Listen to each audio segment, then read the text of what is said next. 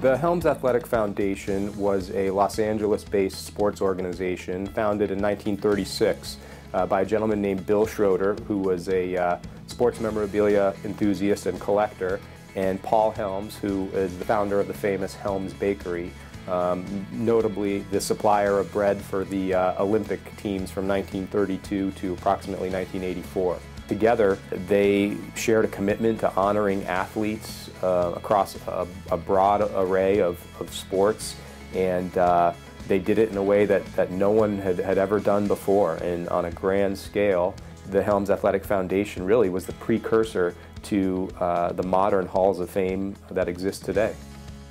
One of the greatest aspects of the Helms Athletic Foundation collection is that it's so diverse. It covers such a broad range of sports. We've got trophies, medals, jerseys, game-used items, event-worn items from dozens of different sports. So we're literally 10,000 items represented within the collection at one time, and we have just an incredible cross-section of material. Some of the most notable pieces in the collection that come to mind certainly would be the Heisman Trophy, and the example within the collection was received by the Helms Foundation in 1955. It's an exact duplicate made in the exact manner that the original Heisman on display at the Downtown Athletic Club was made.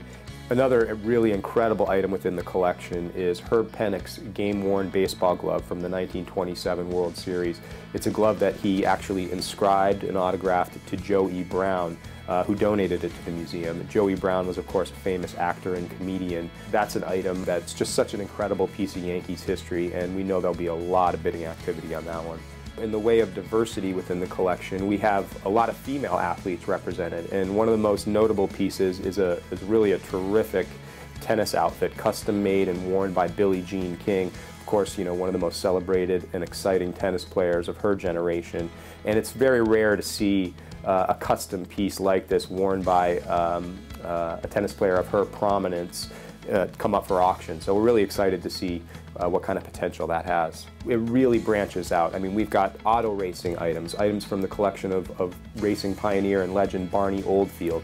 We have track and field, Olympic memorabilia, swimming, the great Johnny Weissmuller, for example. We have a significant award from him within the collection. We've got fight-worn gloves, robes, trunks, shoes.